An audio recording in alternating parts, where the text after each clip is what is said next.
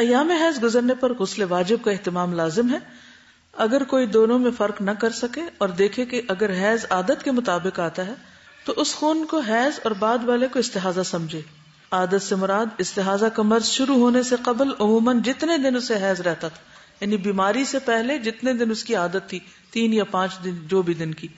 اور اگر حیض عادت کے مطابق نہ آتا ہو، یعنی ڈسٹرب ہی رہتا ہے، یعنی مرض سے پہلے بھی دنوں میں بے قاعدگی تھی. کچھ لوگوں کے باقاعدہ ہوتے ہیں، ریگولر ہوتا ہے سائیکل، اور کچھ کا ارریگولر ہوتا ہے.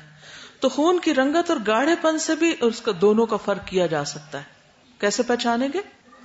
اب آپ کو سوال دیا جائے گا کہ استحاضہ کی پہچان کے طریقے بتائیے، تو کیا بتائیں گے؟ کس کس سے؟ عادت سے، کلر سے، اسمیل سے، ٹھیک ہے، دونوں کے فرق سے. حیض کا خون عام طور پر گاڑھا اور گہرا سرخی مائل یا بلیکش یا براؤنش ہوتا ہے، جبکہ استحاضہ کا خون نکسیر میں نکلنے والے خون کی مانند ہوتا ہے، پتلا ہوتا ہے. نکسیر کبھی دیکھیے، کبھی آپ کو آئی بھی ہوگی، تو وہ ایک دم قطرے گرتے ہیں تو جیسے پانی بہ رہا ہو. حیض کے دنوں میں نماز روزہ چھوڑ دے اور ان ایام کے بعد غسل کر کے عبادت شروع کرے. ام سلمہ کہتی ہیں، نبی صلی اللہ علیہ وسلم کی زوجہ جو ہے، کہ رسول اللہ صلی اللہ علیہ وسلم کے زمانے میں ایک عورت کو بہت خون آتا تھا، تو اس کے لیے ام سلمہ نے رسول اللہ صلی اللہ علیہ وسلم سے پوچھا. آپ نے فرمایا اسے چاہیے کہ یہ عارضہ لاحق ہونے سے پہلے، یعنی یہ بیماری آنے سے پہلے، عام مہینوں کے دنوں میں اور راتوں کی گنتی کو گن لے. یعنی اس بیماری کے لاحق ہونے سے پہلے مہینے کے دنوں اور راتوں کی گنتی کا خیال کرے کہ استحاضے کی بیماری سے پہلے پیریڈز کتنے دن اور رات ہوتے تھے. اس میں صرف دن ہی نہیں، رات بھی گننی چاہیے. اور استحاضہ والے مہینے میں اسی اندازے سے نماز پھر چھوڑ دے. جب یہ دن گزر جائیں تو غسل کر لے اور کپڑے کا لنگوٹ باندھ رہے اور نماز پڑھتی رہے، یعنی اب پیڈ وغیرہ اسی طرح رکھتی رہے اور نماز پڑھتی رہے. سیدہ ام حبیبہ رضی اللہ عنہا نے نبی صلی اللہ علیہ وسلم سے خون کے بارے میں پوچھا. حضرت عائشہ کہتی ہے کہ میں نے ان کی لگن دیکھی، یعنی ٹب دیکھا کہ خون سے بھری ہوئی تھی، اتنا زیادہ ان کو بلیڈنگ ہوتی تھی. رسول اللہ صلی اللہ علیہ وسلم نے ان سے فرمایا، اس بیماری سے پہلے کی عادت کے مطابق نماز سے رکی رہو، جیسے کہ باقاعدہ تمہیں حیض روکتا تھا، پھر غسل کر لو اور اس کے بعد باقی سب کام معمول کے مطابق.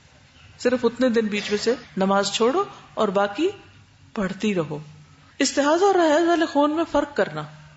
فاطمہ بنت ابی حبیش نے رسول اللہ صلی اللہ علیہ وسلم سے سوال کیا اور اپنے خون کی شکایت کی تو آپ نے فرمایا، یہ ایک رگ کا خون ہے، تم ذرا غور سے دیکھو، جب تمہارا حیض آئے تو نماز چھوڑ دو اور جب حیض گزر جائے تو طہارت حاصل کرو اور دوسرے حیض کے ایام آنے تک نماز پڑھتی رہو.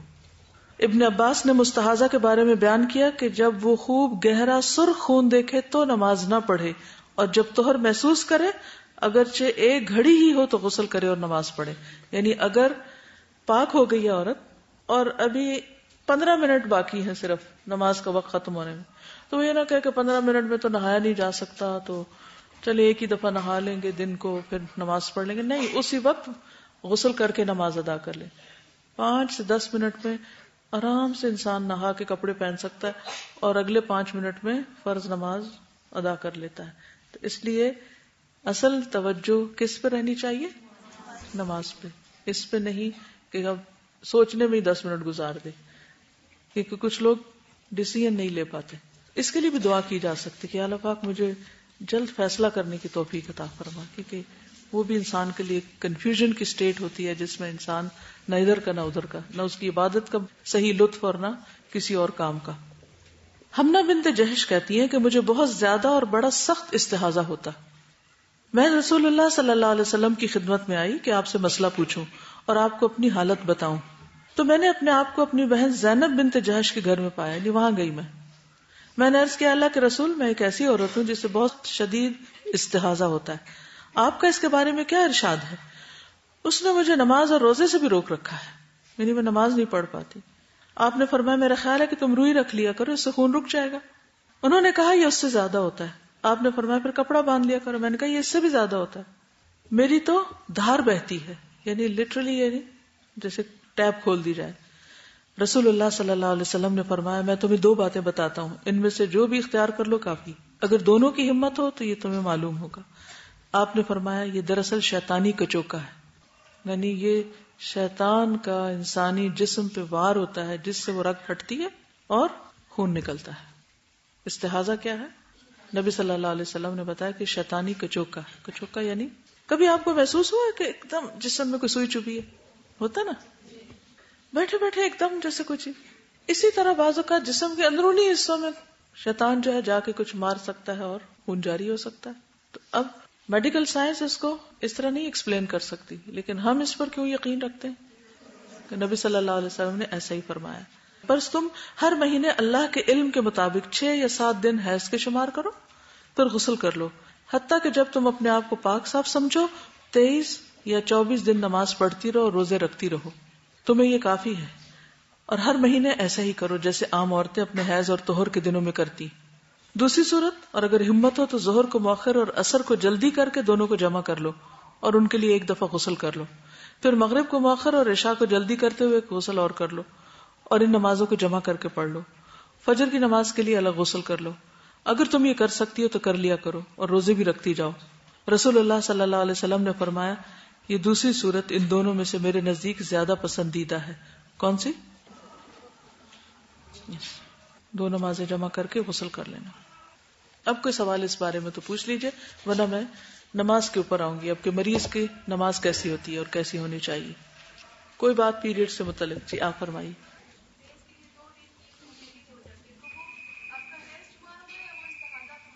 اگر تو وہ پیریڈز کے قریب ہے تو حیض ہی شمار ہوگا کہ ارلی پیریڈز ہو گئے، لیکن اگر وہ مڈل آف نو ویئر تو وہ پھر شیطانی کا چوکا ہو سکتا ہے. یعنی بعض اوقات ہوتا ہے نا کہ آپ کی ڈیٹ ہے مثلاً فکس ہے، بس اسی دن ہوتے، کسی دفعہ 1-2 دن پہلے ہو گئے تو وہ پیریڈز ہی شمار ہوں گے کیونکہ وہ ساتھ ہی ہے اس کے.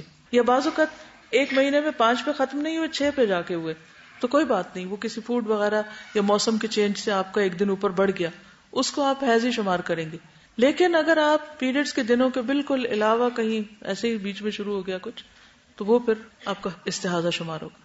جی اس بارے میں اسکالرز کا میں نے پڑھا تھا کہ بیسک نارم چونکہ حیض ہے تو عورت کو سب سے پہلے کوئی بھی خون جو ہے وہ حیض ہی شمار کرنا چاہیے، کیونکہ بعض دفعہ ارریگولر بلیڈنگز ہو جاتی ہیں.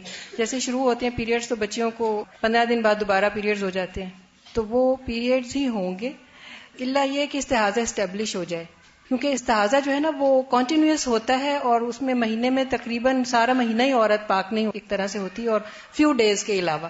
درست ہے. اس میں یہ ہے کہ جیسے بیچ کی مدت جو ہے نا 23-24 دن کی، جی یہ جیسے اس حدیث میں آئی ہے، تو اگر یہ 23-24 دن کی مدت میں ایک دفعہ ہو رہا ہے پھر دوسری دفعہ ہو رہا ہے، پھر ٹوٹل کنٹینیوٹی نہیں ہے لیکن آف اینڈ آن ہو رہا ہے، تو اس صورت میں پھر جو دن ہے وہی شمار ہوں گے اور باقی جو ہے اس کو استحاضہ. کیونکہ بعض اوقات بعض لوگوں کو ایسی تھوڑی سی اسپاٹنگ کسی وقت ہو جاتی ہے، پیریڈز نہیں ہوتے، پھر جو اصل دن آتا ہے اس وقت ہی پیریڈز ہوتے ہیں. جی ٹھیک ہے. اس صورت میں جی مجھے یہ پوچھنا تھا کہ آپ نے جیسے بھی بتایا کہ اگر پیریڈز ختم ہو جائیں، اگر 5 منٹ بھی ہوں تو نماز پڑھ لیں جیسے آپ کو پتا چلے کہ آپ کی پیریڈز ختم ہو گئے. سم ٹائم ایسا ہوتا ہے کہ آپ بالکل صاف ہوتے ہیں اور آپ کو 2-3 گھنٹے تک کچھ بھی نہیں ہوتا اور لگتا ہے ایسی ہے کہ آپ پاک ہو گئے ہو، اور 3-4 گھنٹے کے بعد جو ہے آپ کو ہلکی پھلکی اسپاٹنگ ہو جاتی ہے، تو پھر اس میں کیا کرنا چاہیے؟ ویٹ کرنا چاہیے؟ اس کو اگنور کر دینا چاہیے. تھوڑی بہت اسپاٹنگ اگر ایسے ہی کچھ ہلکا پھلکا نظر آ گیا، اگر عادت کے مطابق ٹائم ختم ہو گیا ہے تو آپ نماز پڑھ لیں. ٹھیک ہے، کیونکہ بعض اوقات وہ اصل سورس سے تو نکل چکا ہوتا ہے سب کچھ، کہیں نہ کہیں اٹکاؤ ہو سکتا ہے، رکاوٹ ہو سکتی ہے، اس صورت میں کوئی حرج نہیں. لیکن اگر وہ پھر پراپر پیریڈ شروع ہو جائے تو پھر روک دیں، پھر نہا کے ہی پڑھیں دوبارہ. نہیں 7 دن تک بالکل ویٹ نہیں کریں. کئی لوگوں نے اس کو بس نام ہی 7 دن کا دیا ہوا، ہو یا نہ ہو وہ 7ویں دن ہی نہاتے ہیں، یہ غلط ہے.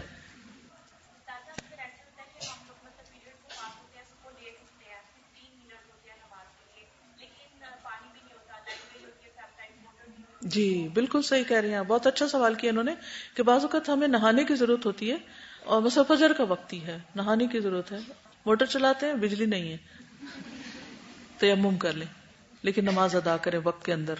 ان الصلاۃ کانت علی المؤمنین کتابا موقوتا. جی استاذہ، حج اور عمرے پہ جب جاتی ہیں خواتین تو وہ اکثر فارمولیٹ این لے لیتی ہیں، ہارمونز ہوتے ہیں. دوائی اس مقصد کے لیے تو نہیں بنی کہ وہ خواتین جب جائیں تو ان کے پیریڈز روکا جائے. تو وہاں جب حج عمرے میں بھاگ دوڑ ہوتی ہے نا تو ضرور اسپاٹنگ شروع ہو جاتی ہے. جی ایگزرشن سے. تو وہ اس وقت یہ بہت مجھے سوال آتا ہے کہ وہ پھر جو ہے اس کو نفاس میں لیا جائے کہ حیض میں لیا جائے. وہ روکا ہوا کیا تھا؟ حیض تھا. روکے تو وہ حیض ہی ہے. اور دوسرا استاذہ نفاس میں وہ جو چھلا جو ہوتا ہے اس تک عورتیں نماز جو ہے اس کا بھی تھوڑا بتا بہت اچھا سوال کیا انہوں نے. نفاس میں بعض اوقات 40 days اس کی حد ہے اور بعض اوقات 40 days پر پیریڈ شروع ہو جاتے ہیں تو پھر 40 سے 45 بھی ہو سکتے ہیں. ورنہ اگر 40 کے اندر سپاٹنگ ہو رہی ہے تو آپ نماز نہیں پڑھیں گے. ہاں اگر کچھ بھی نہیں ہو رہا تو 40 کا انتظار نہیں کریں گے, نہا کے چاہے ایک ہی دن ہو. کچھ لوگوں کی ولادت اس میں کوئی پیریڈز نہیں ہوتے, وہ بالکل صاف ہو جاتے ہیں فوراً ہی, تو وہ ساتھ ہی نماز شروع کر دیں گے. ٹھیک ٹھیک ہے, وہ پیریڈز ہی شمار ہوں گے انٹل کہ بالکل وائٹ ہو جائے. ٹھیک ہے, اٹس اے گڈ کوشچن. بعضوں کا 3 دن تو پراپر بلیڈنگ ہوتی ہے, چوتھے دن تھوڑی تھوڑی رک کے ہوتی ہے, 5ویں دن یلوش ڈسچارج ہو رہا ہوتا ہے. تو وہ پیریڈز ہی کی کنٹینیویشن ہے. جب تک وائٹ ڈسچارج نہ ہو نماز نہیں شروع کرتے. سارے ذکر اذکار کر سکتے ہیں, جو قرآن آپ کے سینے میں وہ آپ پڑھ سکتے ہیں, سیکھنے کے لیے بھی پڑھ سکتے ہیں, لیکن باقاعدہ عبادت کی غرض سے تلاوت نہیں. میں یہ وثوق سے کہتی ہوں کہ دیکھیں صفائی نصف ایمان ہے. ٹھیک ہے, اگر اپنے آپ کو صاف رکھیں تو میں تجربے کی بنا پہ کہتی ہوں کبھی آپ کو لکوریا نہیں ہوگا. اس میں یہ ہے کہ آپ پانی زیادہ انٹیک کریں, اور نمبر 2 جب آپ اپنے کو واش کریں تو فرنٹ پارٹ کو پہلے دھوئیں اور بیک کو زیادہ دھوئیں. اور جب آپ فرنٹ اور بیک کو ملا کے دھو دیتے تو فنگس انفیکشن ہو جاتا ہے. اگر آپ اس پہ انشاءاللہ عمل کریں تو کبھی بھی گلکوری کا پرابلم نہیں ہوگا, کہ پانی زیادہ لیں گے اور دوسرا اپنے کو صاف رکھیں گے, اور کوشش کریں اپنے کو ڈرائی بھی کریں. اور دوسری بات یہ ہے کہ بعض لوگ صابن کا استعمال نہیں کرتے یا کوئی لیکوڈ وغیرہ نہیں استعمال کرتے. یعنی آپ دیکھیں کہ ایک نجس چیز کو آپ دھو رہے ہیں تو بہتر یہ ہے کہ آپ کوئی نہ کوئی چیز ایسی استعمال کریں کہ جس سے آپ پوری طرح صاف ہو جائیں. اسٹرک ہو جاتے ہیں, کوئی جلوس ہے یا ہڑتال ہو گئی ہے اور آپ ظہر سے اثر اور مغرب اور ایک دن کے اندر تو آپ فارغ ہو جائیں گے, لیکن نہیں پتا کہ کب تک, پھر کیا بغیر وضو کے نماز پڑھیں گے یا گھر جا کے ویٹ کریں گے اور جمع کریں گے, اس کا کیا ہوگا؟ دیکھیے آپ گاڑی پر اگر بیٹھے ہیں تو گاڑی کا شیشہ کھولیں, باہر سے آپ لیں مٹی اور تیمم کریں. صحیح, وہ تو اگر تھوڑی دیر کے لیے بھی انسرٹینٹی ہے پانی کے نہ ملنے کی تو بھی وقت کے اوپر نماز نہیں چھوڑیں, آپ نماز پڑھ لیں, تیمم کر لیں وہاں پر, کہ جب پانی ہے ہی نہیں کہیں آس پاس اور اتر بھی نہیں سکتے. بعض ایسے ٹریفک بلاکس ہوتے ہیں کہ جس میں آپ نہ گاڑی کھولی چھوڑ سکتے ہیں, گاڑی ہو بھی تو آپ وہاں دروازے نہیں کھول سکتے. ہو سکتا ہے کہ پانی چند قدم دور بھی ہو لیکن کوئی آپ کے پاس لانے والا نہیں, آپ اتر کے جا نہیں سکتے. بچے کو بھیجیں اور اتنے میں ٹریفک کھل جائے, آپ سب کا راستہ روک دیں وہاں کہ وہ میرا پانی آ رہا ہے پھر میں چلوں گا, تو سب کے لیے اذیت کا باعث. تو ایسے موقع جو اضطراری کیفیت ہے اس میں انسان سوچ سمجھ کے تیمم کرے اور نماز پڑھ لے. آگے چلتے ہیں کیونکہ نماز جو ہے اس کی بہت زیادہ اہمیت ہے. تو آج ہم مریض کے لیے احکام عبادت میں مریض اور نماز کا باب پڑھیں گے. نماز فرض ہے ہر عاقل اور بالغ مسلمان مرد اور عورت پر, اس لیے مریض کے اوپر واجب ہے کہ حسب استطاعت نماز اپنے وقت پر پڑھے اور بلا وجہ نماز کو وقت سے مؤخر نہ کرے, لیٹ نہ کرے. قرآن مجید میں اللہ تعالیٰ فرماتے ہیں ان الصلاۃ کانت علی المؤمنین کتابا موقوتا, بے شک مومنوں پر نماز وقت کی پابندی کے ساتھ فرض کی گئی ہے. رسول اللہ صلی اللہ علیہ وسلم نے فرمایا نیند میں قصور نہیں, قصور جاگنے کی حالت میں ہوتا ہے. وہ اس طرح کہ تم نماز کو اس حد تک مؤخر کر دو کہ اگلی نماز کا وقت آ جائے. یعنی اگر کوئی سو گیا ہے تو اور بات ہے, لیکن اگر جاگ رہا ہے تو ظہر اس وقت میں نہ پڑے جب عصر کی اذان شروع ہو جائے. رسول اللہ صلی اللہ علیہ وسلم نے فرمایا اللہ تعالیٰ نے 5 نمازیں فرض کی ہیں. جو شخص اچھی طرح وضو کر کے وقت پر نماز ادا کرے, اطمینان سے رکوع کرے, نماز میں خشوع و خضوع اختیار کرے, تو انسان کا اللہ پر ذمہ ہے کہ اسے معاف کر دے. اور جو شخص ان باتوں کو ملحوظ نہ رکھے اس کا اللہ پر کوئی ذمہ نہیں, چاہے تو اسے معاف کر دے چاہے تو عذاب دے. تو کیا کرنا ہے؟ وقت پر اچھی طرح وضو کر کے اطمینان سے رکوع اور سجدہ اور خشوع کے ساتھ نماز. رسول اللہ صلی اللہ علیہ وسلم نے فرمایا جان بوجھ کر نماز کو ترک مت کیا کرو, اس لیے کہ جو شخص جان بوجھ کر نماز چھوڑتا ہے اس سے اللہ کی ذمہ داری ختم ہو جاتی ہے, یعنی بخشش کا وعدہ نہیں ہے اس کے لیے. رسول اللہ صلی اللہ علیہ وسلم نے فرمایا انسان اور اس کے کفر اور شرک کے درمیان نماز چھوڑنے کا فرق ہے, یعنی نماز ہی انسان کے اسلام کی پہچان ہے. اس لیے بیماری میں بھی نماز کی فکر کرنی چاہیے. اور کل آپ کو حدیث بتائی گئی تھی کہ کس طرح نبی صلی اللہ علیہ وسلم جب بہت زیادہ بیمار ہوئے اور آپ پر غشی طاری ہو گئی، ہوش آئی تو آپ نے سب سے پہلے کیا بات پوچھی؟ کیا لوگوں نے نماز پڑھ لی؟ پھر دوبارہ بے ہوش ہو گئے تو پھر آپ نے ہوش آنے پہ یہی پوچھا کہ کیا لوگوں نے نماز پڑھ لی ہے؟ تو اس سے پتہ چلتا ہے کہ سب سے زیادہ فکر کسی بھی موقع پر نماز کی ہونی چاہیے. لیکن ہمارے یہاں کتنے پروگرام ہیں جو نماز کا وقت سامنے رکھ کے بنائے جائیں. مثلاً کتنے لوگ ایسے ہیں کہ جو شادی کی دعوت طے کرتے ہیں لیکن بالکل اس میں فکر نہیں کرتے کہ نماز کا وقت آئے گا، اور اگر نماز کا وقت آئے تو جگہ کوئی انتظام نہیں کرتے. یعنی اس کو بہت ہلکا لیا جاتا ہے. تو ہمیشہ ہمارے سارے دن کی جو پلاننگ ہے، ڈے پلاننگ، وہ کس کے اراؤنڈ ہونی چاہیے؟ نمازوں کے. موت کے قریب بھی نماز کی فکر کرنی چاہیے. مسور بن مخرمہ کہتے ہیں کہ وہ اس رات عمر بن خطاب کے پاس آئے جس رات ان کو خنجر لگا تھا. انہوں نے عمر رضی اللہ عنہ کو صبح کی نماز کے لیے جگایا تو عمر نے کہا، ہاں جو نماز نہ پڑھے اس کا اسلام میں کوئی حصہ نہیں. یعنی انہیں خنجر لگا اور آپ کو معلوم ہے کہ وہ اتنا سخت گہرا زخم تھا کہ آنتوں تک جا لگا تھا. جب آپ کو دودھ دیا گیا تو آپ کی آنتوں سے دودھ بہنے لگا، لیکن اس حال میں بھی اٹھ کے نماز پڑھ رہے ہیں. پھر عمر رضی اللہ عنہ نے اس حال میں نماز پڑھی کہ ان کے زخم سے خون رس رہا تھا، پھر بھی نماز پڑھ رہے تھے. اور صرف فرض نماز نہیں، حت البصا نفل وغیرہ بھی پڑھنے کی کوشش کرنی چاہیے. عائشہ رضی اللہ تعالی عنہا نے فرمایا، رات کا قیام مت چھوڑو، کیونکہ رسول اللہ صلی اللہ علیہ وسلم اس کو نہیں چھوڑتے تھے. اگر آپ بیمار ہوتے یا طبیعت میں چستی نہ ہوتی تو بیٹھ کر نماز پڑھ لیا کرتے تھے. یعنی بیماری میں بھی نوافل کا اہتمام کرتے. اور اللہ سبحانہ وتعالیٰ نے اپنی خاص رحمت سے بیماروں کو جو سہولتیں دی ہیں اس میں اگر کھڑے ہو کر نماز نہیں پڑھ سکتے تو کیا کریں؟ بیٹھ کے پڑھ لیں. عمران بن حسین سے روایت ہے کہ وہ بواسیر کے مریض تھے. انہوں نے کہا، میں نے رسول اللہ صلی اللہ علیہ وسلم سے کسی آدمی کے بیٹھ کر نماز پڑھنے کے بارے میں پوچھا. آپ نے فرمایا، افضل یہی ہے کہ کھڑے ہو کر پڑھو، کیونکہ بیٹھ کر پڑھنے والے کو کھڑے ہو کر پڑھنے والے سے آدھا ثواب ملتا ہے، اور لیٹ کر پڑھنے والے کو بیٹھ کر نماز پڑھنے والے سے آدھا ثواب ملتا ہے. تو اس لیے تکلیف کے باوجود بھی انسان کوشش کرے کہ کھڑا ہی ہو. اسماء بنت ابی بکر کہتی ہیں کہ جس دن سورج گرہن ہوا تو نبی صلی اللہ علیہ وسلم اس طرح گھبرا کر نکلے کہ اپنی قمیص پکڑ لی. پھر آپ کو چادر پہنچائی گئی اور لوگوں کو لے کر طویل قیام کیا. نبی صلی اللہ علیہ وسلم اس دوران قیام اور رکوع کرتے رہے. میں نے ایک عورت کو دیکھا جو مجھ سے زیادہ بڑی عمر کی تھی لیکن وہ کھڑی تھی. پھر میں نے ایک عورت کو دیکھا جو مجھ سے زیادہ بیمار تھی لیکن وہ بھی کھڑی تھی.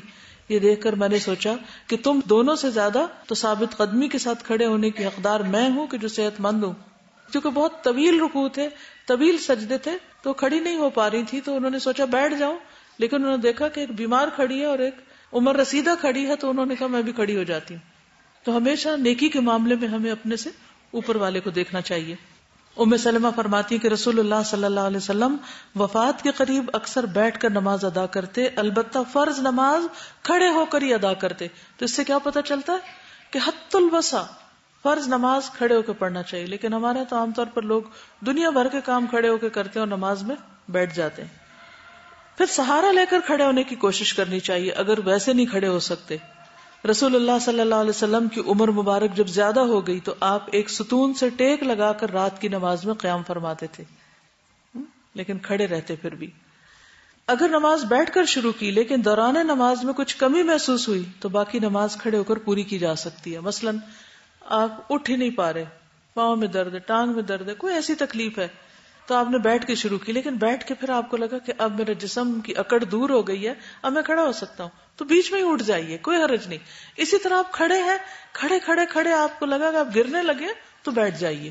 یعنی بیچ میں بھی آپ اپنی پوزیشن چینج کر سکتے ہیں. حضرت عائشہ بیان کرتی ہیں کہ رسول اللہ صلی اللہ علیہ وسلم کو بڑھاپا آنے سے پہلے میں نے کبھی نہیں دیکھا تھا کہ رات کی نماز میں آپ نے بیٹھ کر قرات کی ہو، مگر جب بوڑھے ہو گئے تو بیٹھ کر بھی قرات کیا کرتے تھے، حتیٰ کہ جب 30 یا 40 آیتیں باقی رہ جاتی تو کھڑے ہو کر پڑھ لیا کرتے تھے. حسن بصری کہتے ہیں کہ مریض 2 رکعت بیٹھ کر اور 2 رکعت کھڑے ہو کر پڑھ سکتا ہے. یعنی آپ آدھی نماز بیٹھ کے آدھی کھڑے ہو کے بھی پڑھ سکتے ہیں، نوافل کی بات ہے. یعنی مریض جس طرح آسانی سے نماز پڑھنا چاہے پڑھے، لیکن پڑھے ضرور. حضرت انس فرماتے ہیں کہ رسول اللہ صلی اللہ علیہ وسلم گھوڑے سے گر پڑے اور اس کی وجہ سے آپ کے دائیں پہلو پر زخم آ گئے. ہم عیادت کے لیے گئے تو نماز کا وقت آ گیا، آپ نے بیٹھ کر نماز پڑھائی، ہم نے بھی بیٹھ کر آپ کے پیچھے نماز پڑھی. حضرت حفصہ سے مروی ہے کہ میں نے رسول اللہ صلی اللہ علیہ وسلم کو بیٹھ کر نفل نماز پڑھتے ہوئے کبھی نہیں دیکھا، لیکن مرض الوفات سے 1-2 سال قبل آپ بیٹھ کر نفل پڑھنے لگ گئے تھے. اس میں جس سورت کی تلاوت فرماتے اسے خوب ٹھہر ٹھہر کے پڑھتے حتیٰ کہ وہ خوب طویل ہو جاتی، یعنی رکعتوں کی طوالت کم نہیں کی، ہاں بیٹھ گئے، یعنی قرات لمبی کی. ہم کیا کرتے ہیں؟ قرات چھوٹی کر دیتے ہیں. بیٹھ نہ سکے تو پہلو کے بل لیٹ کر بھی نماز پڑھی جا سکتی. عمران بن حسین سے روایت ہے، مجھے بواسیر کی شکایت تھی، میں نے نبی صلی اللہ علیہ وسلم سے دریافت کیا میں نماز کیسے پڑھوں؟ فرمایا کھڑے ہو کے پڑھو، اگر اس کی طاقت نہیں تو بیٹھ کر، اگر اس کی بھی نہیں تو سائیڈ پر لیٹ کر. یعنی اگر مریض کو آپ سائیڈ پہ قبلہ رخ کر دیں تو وہ زیادہ بہتر ہے بنسبت بالکل آسمان کی طرف منہ کر کے نماز پڑھنے کی. لیکن اگر وہ سائیڈ نہیں بدل سکتا تو پھر سیدھے بھی ٹھیک ہے. بیٹھ کر نماز کیسے پڑھی جائے گی؟ ادھر کرسی پہ یا تشہد کی حالت میں نیچے. اگر سخت مجبوری ہے تو پھر جس طرح بھی سہولت ہو. رکوع کے لیے جس قدر ممکن ہو جھکنا چاہیے. اگر سجدہ زمین پہ نہ کر سکتے ہو تو رکوع کی نسبت سجدے کے لیے زیادہ جھکیں. ٹھیک ہے، کھڑے ہو کر پڑھیں، نہیں تو بیٹھیں گے کیسے؟ یا کرسی پہ یا زمین پہ. زمین پہ کیسے بیٹھیں گے؟ تشہد میں. اگر تشہد میں نہیں بیٹھ سکتے، مثلا گھٹنوں میں تکلیف ہے، ٹانگوں میں سوجن ہے، تو آپ کس طرح بیٹھ سکتے ہیں؟ دو زانوں بھی بیٹھ سکتے ہیں. اگر اس طرح بھی نہیں بیٹھ سکتے تو ایک ٹانگ آگے کو یا پیچھے کو بھی نکال سکتے ہیں. جیسے سہولت ہو پڑھ لے انسان، لیکن نماز پڑھے. پھر اسی طرح اگر ساری نماز بیٹھ کے پڑھ رہے ہیں تو رکوع کی نسبت سجدہ زیادہ جھک کے کرے اور طویل کر لے. یعنی دونوں میں فرق ہونا چاہیے. یہ نہیں کہ آپ رکوع کر رہے ہیں اور سجدہ بھی کر رہے ہیں اور آپ کو یہ پتہ ہی نہیں چل رہا کہ آپ نے کیا کیا، اور اپنے آپ سوچتے اچھا رکوع کیا تھا، کیونکہ آپ نے وہ دونوں میں فرق ہی نہیں کیا. تو دونوں کی ادائیگی میں فرق ہونا چاہیے. اگر بیٹھ کر نماز پڑھیں تو بیٹھ کے رکوع کر لیں. اگر رکوع اور سجدے کے لیے بھی نہیں جھک سکتے آپ تو کیا کریں؟ اگر آپ یوں نہیں کر سکتے، کمر میں تکلیف ہو گئی ہے، کئی لوگوں کا کمر کا آپریشن ہوتا ہے، ریڑھ کی ہڈی کا، اب وہ ایسے ایسے نہیں کر سکتے، وہ کیا کریں؟ اشارہ کس سے؟ گردن سے، گردن کو کریں. لیکن اگر گردن پہ بھی کالر لگا ہوا ہے تو کیا کریں؟ آنکھوں سے. ٹھیک، الحمدللہ، ہاتھوں سے اور آنکھوں سے. لیکن جتنا ممکن ہو کھڑے ہو کے پڑھی جائے، کیونکہ قوموا للہ قانتین. سجدے کے لیے میز استعمال نہ کیا جائے. اکثر آپ دیکھیں موٹر وے پہ یا کہیں کسی مسجد میں بیٹھ کے پڑھنے والوں کے لیے چیئر جو رکھی ہوتی ہے اس کے آگے ٹیبل بھی بنا ہوتا ہے. وہ اتنی مشکل پڑتی ہے، نہ اس کے اندر بندہ گھس سکتا ہے، نہ اس کے علاوہ نیچے بیٹھ سکتا ہے کہیں. تو عام کانسیپٹ یہی ہے کہ ٹیبل پہ سجدہ کر لو یا کوئی چیز آگے رکھ کے اس پہ سجدہ کرو. نہیں، اشارے میں صرف اشارے سے ہی پڑھیں گے، کسی اور چیز کو رکھ کے سجدہ نہیں کریں گے. کوئی تکیہ یا گدا یا میز یا کوئی گتا کوئی چیز اور نہیں رکھیں گے. رسول اللہ صلی اللہ علیہ وسلم نے ایک مریض کی عیادت کی. آپ نے اسے تکیے پہ نماز پڑھتے دیکھا تو آپ نے تکیے کو پکڑا اور پھینک دیا. اس نے ایک لکڑی پکڑی کہ اس پر نماز پڑھے، آپ نے اسے بھی پکڑ کے پھینک دیا. فرمایا اگر استطاعت رکھتے ہو تو زمین پہ پڑھو، نہیں تو اشارہ کرو جیسے اشارہ کرتے ہیں، اور اپنے سجدوں میں رکوع سے زیادہ جھک جاؤ. تو یہ واضح حدیث ہے جس سے پتہ چلتا ہے کہ میز وغیرہ پہ سجدہ نہیں کیا جائے گا. کیونکہ بہت سے لوگوں کی تسلی نہیں ہوتی، وہ کہیں نہ کہیں ماتھا ٹیکنا چاہتے ہیں. لیٹ کے نماز ادا کرنا. لیٹ کر نماز پڑھنے کی صورت میں قبلہ رخ ہونا اور دائیں پہلو پر لیٹنا افضل ہے، رائٹ سائڈ پہ. اگر یہ ممکن نہ ہو سکے تو جس طرف ممکن ہو اسی طرح منہ کر کے نماز ادا کی جائے گی اور یہ نماز درست ہوگی. عطا کہتے ہیں کہ اگر قبلہ رخ ہونے کی بھی طاقت نہ ہو تو جدھر رخ ہو ادھر ہی پڑھ لو. ایسا مریض جس کے ہوش و حواس قائم ہو مگر نماز کا کوئی بھی رکن ادا کرنے سے قاصر ہو تو دل ہی دل میں نماز کے ارکان کا تصور کر لے. یعنی آنکھیں بھی نہیں ہلا سکتا، دل میں ہی. وہ کون سا موقع ہو سکتا ہے کہ آنکھیں بھی نہ ہلا سکے انسان؟ جی، کاموں میں تو ہوش بھی نہیں ہوتی، لیکن اگر کچھ ہوش ہے، وہ سن رہا ہے باتیں اور اس کو پتہ چل رہا ہے نماز کا وقت ہو گیا. یعنی قومے میں ہونے کا مطلب یہ نہیں کہ دماغ بھی سو گیا. بعض اوقات مریض سن رہے ہوتے ہیں، تو اس صورت میں اگر وہ نہ ہل سکتا، نہ آنکھ ہلتی ہے، نہ کچھ بھی، اور غنودگی کسی کیفیت ہے، تو دل میں ہی پوری نماز پڑھ لے. ہاں، اور اگر منہ نہیں ہلتا، زبان نہیں ہلتی، تو بھی دل میں نماز پڑھ لے. بعض اوقات ایسا ہوتا ہے نا کہ انسان اتنا ویک ہوتا ہے کہ زبان بھی نہیں ہلا سکتا، تو دل میں پڑھے. اور اگر آنکھ کے اشارے سے پڑھ رہا ہے نا تو رکوع میں کم جھکائے آنکھ اور سجدے میں اور زیادہ جھکا لے، یعنی بند کر لے، آدھی بند کر لے رکوع میں اور زیادہ اس سے کر لے سجدے میں. اگر مریض بھول جائے یا بیچ میں سو جائے تو پھر کیا کرے؟ تو جب یاد آئے، جب جاگے تو نماز پڑھ لے. نبی صلی اللہ علیہ وسلم نے فرمایا جو شخص کسی نماز کے وقت سوتا رہ گیا یا نماز سے غافل ہو گیا تو جب یاد آئے نماز پڑھ لے. کیونکہ اللہ تعالیٰ فرماتے ہیں وَأَقِمِ الصَّلَاةَ لِذِكْرِي، میری یاد کے لیے نماز قائم کرو.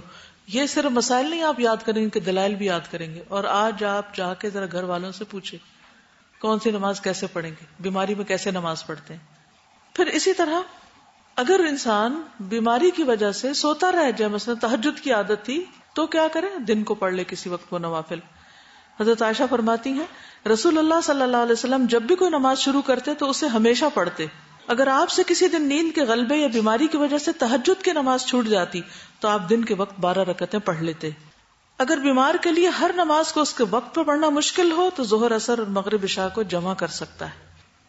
ٹھیک ہے، یعنی اگر جیسے استحاضہ والی عورت کو آپ نے غسل کا کہا تھا کہ اگر غسل کرے تو ظہر عصر کو ملا کے پڑھ لے، تو اسی طرح کوئی اور بیمار ایسا کہ جس کے لیے وضو، تیمم، اس کو اٹھانا بٹھانا، بار بار ہلانا جلانا اس کے لیے نقصان دہ ہو، مثلا کوئی ہڈی ٹوٹ گئی یا زیادہ ہڈیاں ٹوٹ گئی ہیں، تو اس صورت میں کیا، ایک دفعہ اگر اس نے وضو یا تیمم کیا تو 2 نمازوں کو اکٹھا کر لے حسب ضرورت، عام طور پر نہیں لیکن کبھی once in a while. تو یہ طریقہ کیا ہے اس کا کہ ایک نماز کو اس کے آخری وقت میں اور دوسری نماز کو اول وقت میں، یعنی ظہر کا بالکل آخری وقت اور عصر کا اول وقت. اسی طرح مغرب اور عشاء، ان کو جمع سوری کہتے ہیں. ابن عباس کہتے ہیں کہ رسول اللہ صلی اللہ علیہ وسلم نے مدینہ میں مقیم ہوتے ہوئے بغیر کسی خوف یا بارش کے ظہر اور عصر کی اور مغرب اور عشاء کی نمازیں جمع کر کے پڑھی. کیوں؟ تاکہ امت کے لیے سہولت ہو جائے. یہ روز کی روٹین نہیں تھی لیکن ایک دفعہ پڑھ کے دکھا دی. وکی کہتے ہیں میں نے ابن عباس سے پوچھا آپ کا مقصد کیا تھا؟ فرمایا تاکہ امت کو مشقت نہ ہو. اگر مریض بے ہوش ہو جائے تو پھر کیا کرے؟ ہوش آ جائے یا علاج کی غرض سے بے ہوش کیا جائے، انستھیزیا دیا جائے تو ہوش و حواس درست ہونے پر چھوڑی ہوئی نمازوں کو ترتیب سے ادا کر لے، قضا پڑھ لے. ابو قتادہ کا بیان ہے کہ رسول اللہ صلی اللہ علیہ وسلم اپنے ایک سفر میں تھے تو آپ راہ سے ایک طرف کو ہو گئے، میں بھی آپ کے ساتھ ایک طرف ہو گیا. آپ نے فرمایا ذرا دیکھو، تو میں نے کہا کہ یہ سوار آ رہا ہے، یہ 2 ہیں اور وہ 3 ہیں، حتیٰ کہ ہم 7 افراد ہو گئے. تب آپ نے فرمایا ہماری نماز کا خیال کرنا، یعنی فجر کا. لیکن ان کے کان بند کر دیے گئے، یعنی سوتے رہ گئے. بس ان کو سورج کی کرنوں ہی نے جگایا اور وہ اٹھے اور کچھ وقت چلے، پھر اترے، وضو کیا اور بلال نے اذان کہی. سب نے فجر کی سنتیں پڑھی، پھر فجر کی نماز ادا کی اور سوار ہو گئے.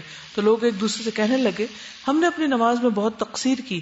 تو نبی صلی اللہ علیہ وسلم نے فرمایا سو جانے میں کوئی تقصیر نہیں، یعنی کوئی جان بوجھ کے نہیں سویا. لیکن بعض اوقات کیا ہوتا ہے کہ انسان پہ اچانک نیند کا ایسا غلبہ آتا ہے اور اٹھتا ہے تو وقت جا چکا ہوتا ہے، مثلا مغرب کا وقت. فرمایا تقصیر یا کوتاہی تو اس کی ہے جو جاگ رہا ہو، لہٰذا جب تم میں سے کوئی نماز پڑھنا بھول جائے تو جب یاد آئے تو اس کو پڑھ لے اور پھر آئندہ بر وقت ہی ادا کرے، یعنی ہمیشہ ایسا نہ شروع کر دے. اگر بے ہوشی طویل ہو جائے تو اس کا حکم نیند والے شخص کی طرح ہے، اس کے ذمہ کوئی قضا نہیں. یعنی کئی دن تک بے ہوش ہے، 6 مہینے کوئی قومے میں ہے تو اس پر پھر نمازیں نہیں ہوگی کیونکہ تو ہوش میں ہی نہیں.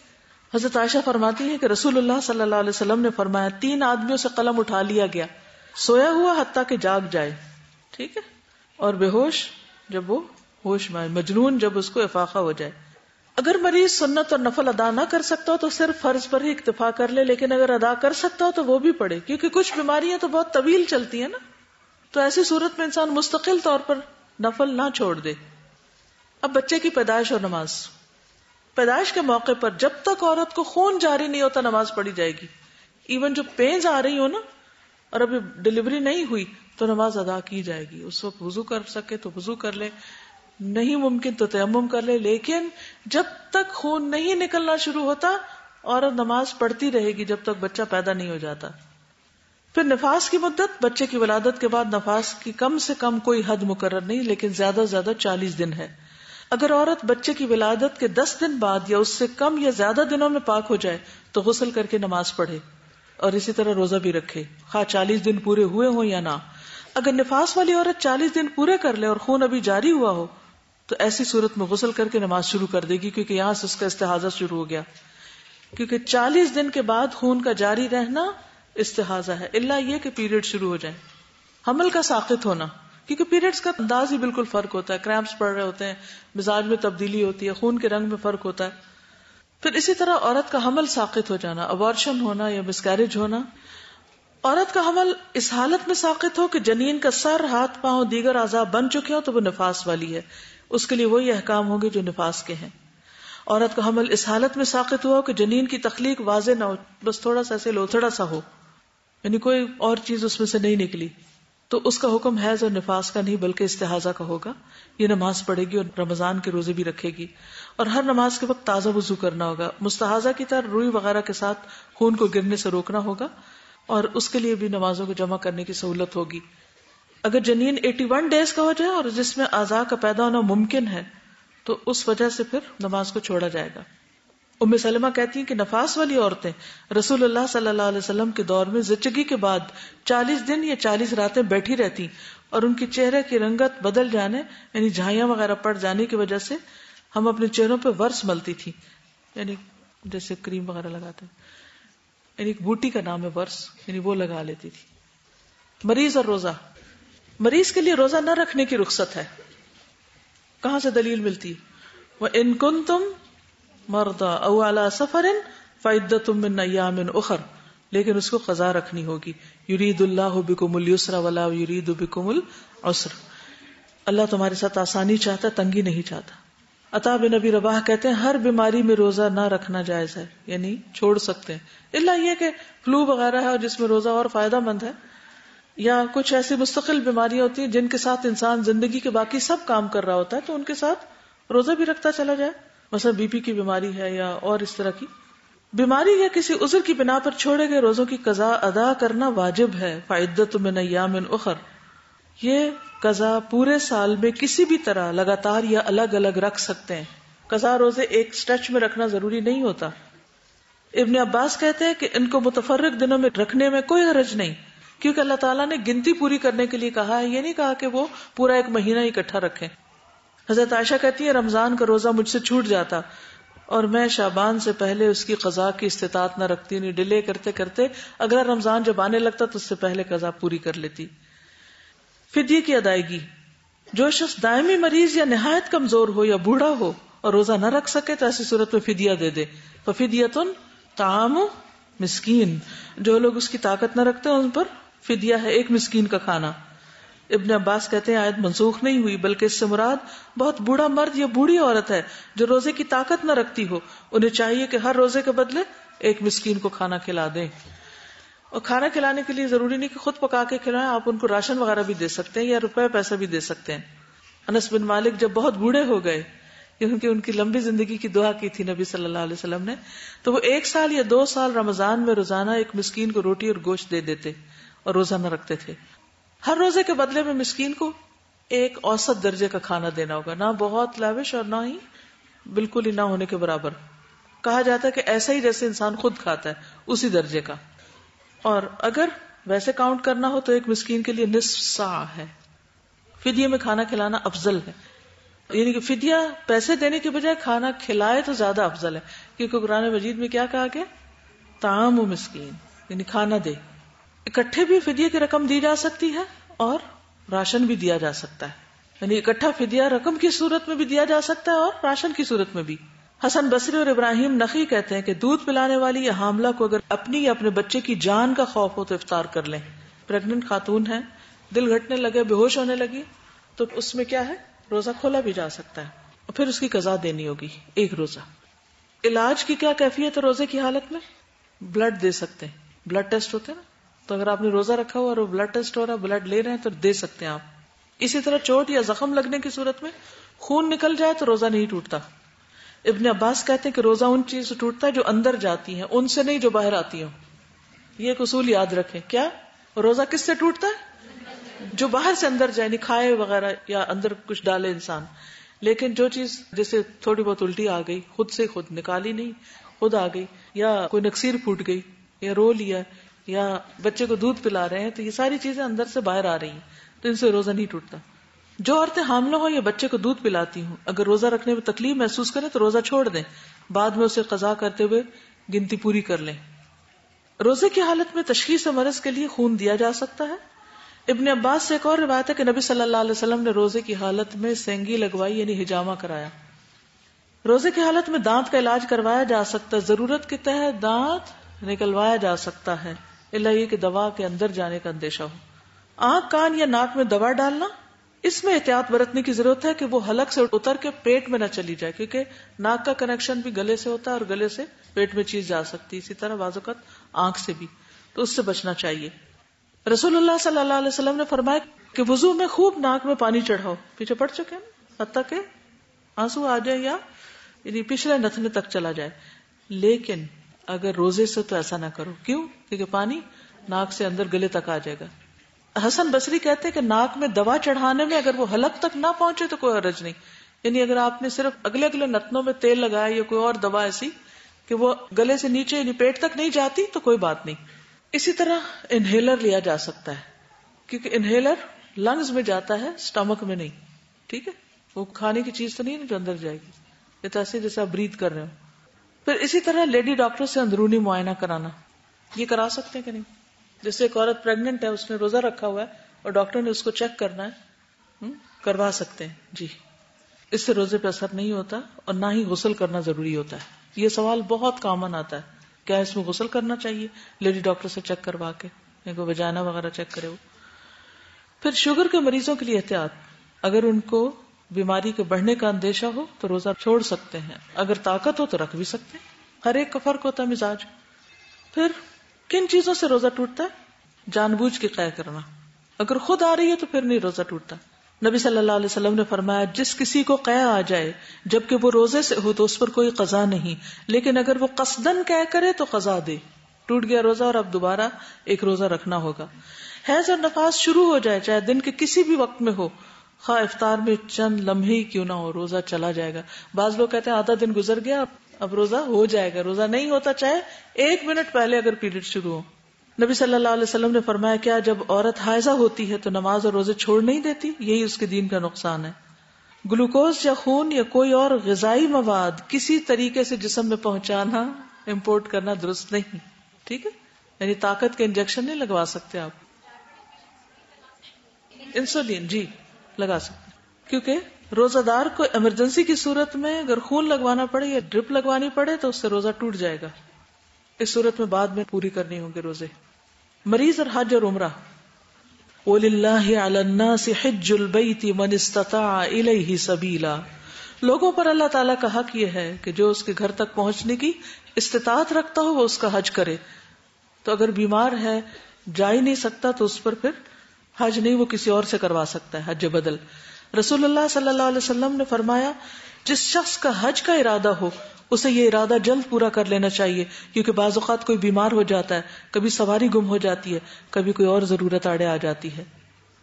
اگر کوئی شخص اتنا بوڑھا ہو کہ سواری پہ بیٹھ ہی نہیں سکتا، جیسا کہ ایک شخص نے کہا کہ یا رسول اللہ میرا باپ بہت بوڑھا ہے، حج کی طاقت نہیں رکھتا، نہ عمرے کی نہ اونٹ پہ سوار ہونے کی. فرمایا اپنے باپ کی طرف سے حج اور عمرہ کرو. تو اس سے یہ پتہ چلتا ہے کہ حج کے علاوہ عمرہ بدل بھی کیا جا سکتا ہے.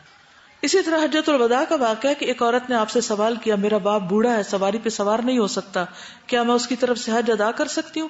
آپ نے فرمایا ہاں کر سکتی ہو، یعنی عورت مرد کی طرف سے حج بدل ادا کر سکتی. اگر کسی شخص کو بیماری کا خوف ہو اور وہ احرام باندھتے وقت یہ نیت کر لے کہ اگر بیماری بڑھ گئی تو میں وہیں احرام کھول دوں گا، تو ایسے شخص پر حج اور عمرے کی ادائیگی سے قبل ہی احرام کھولنے پر کوئی فدیہ یا دم نہیں ہوگا، یعنی اگر اس نے مشروط احرام باندھا ہے. حضرت عائشہ فرماتی ہیں کہ رسول اللہ صلی اللہ علیہ وسلم ضباع بنت زبیر جو کہ حضرت مقداد کے نکاح میں تھی ان کے ہاں تشریف لائے. پوچھا کیا تم نے حج کا ارادہ کیا؟ انہوں نے کہا اللہ کی قسم میں اکثر بیمار ہو جاتی ہوں. آپ نے فرمایا حج کرو لیکن احرام باندھتے وقت یہ شرط کر لو کہ اللہم محلی حیث حبستنی، اے اللہ جہاں تو نے مجھے روک دیا میں وہیں احرام کھول دوں گی. یعنی اگر آپ کو شک ہو کہ آپ کر نہیں پائیں گے یا کوئی رکاوٹ آ جائے گی تو پہلے سے ہی احرام کھولنے کی نیت کر لیں. بیماری یا سر کی تکلیف کے باعث یوم النحر یعنی 10 ذی الحجہ سے قبل سر کے بال اتروانے اور احرام کھولنے پر فدیہ کے طور پر 3 روزے رکھنا ہوں گے، یا صدقہ 6 مسکینوں کا کھانا دینا ہوگا، یا ایک جانور بکری کی قربانی دینا ہوگی. قرآن مجید میں آتا ہے فمن کان منکم مریضا او به اذى من رأسه ففدیۃ من صیام او صدقۃ او نسک. تم میں سے جو کوئی مریض ہو یا جس کے سر میں تکلیف ہو اور اس وجہ سے وہ اپنا سر منڈوا دے تو فدیہ میں روزے رکھے یا صدقہ دے یا قربانی کرے. آپ صلی اللہ علیہ وسلم نے حضرت کعب بن عجرہ سے تکلیف کے باعث سر منڈوانے کے فدیے کے بارے میں پوچھا تو فرمایا کہ تم ایک بکری کی قربانی کی استطاعت رکھتے ہو کیا؟ انہوں نے عرض کیا نہیں. فرمایا تو پھر 3 روزے رکھ لو یا 6 مسکینوں کو کھانا کھلا دو، یا ہر مسکین کو ایک وقت کے کھانے کے عوض نصف سا یعنی 1.25 کلو گندم دے دو. ٹھیک ہے. طواف اور سعی میں سہولت. طواف اور سعی میں سہولت کے لیے مریض ویل چیئر کا استعمال کر سکتا ہے. ام سلمہ کہتی ہیں کہ میں نے رسول اللہ صلی اللہ علیہ وسلم کو حجۃ الوداع میں اپنی بیماری کا بتایا. میں نے کہا کہ میں پیدل طواف نہیں کر سکتی. کس نے کہا؟ یہ ام سلمہ نے. تو آپ نے فرمایا لوگوں کے پیچھے رہ کر سوار ہو کے طواف کر لو. یعنی زمانے میں اونٹ وغیرہ کی سواری ہو سکتی. جو شخص چلنے کے قابل ہو لیکن دوڑنے کے قابل نہیں تو سعی کے دوران سب ستونوں کے بیچ میں چل کے بھی سعی کر سکتا ہے.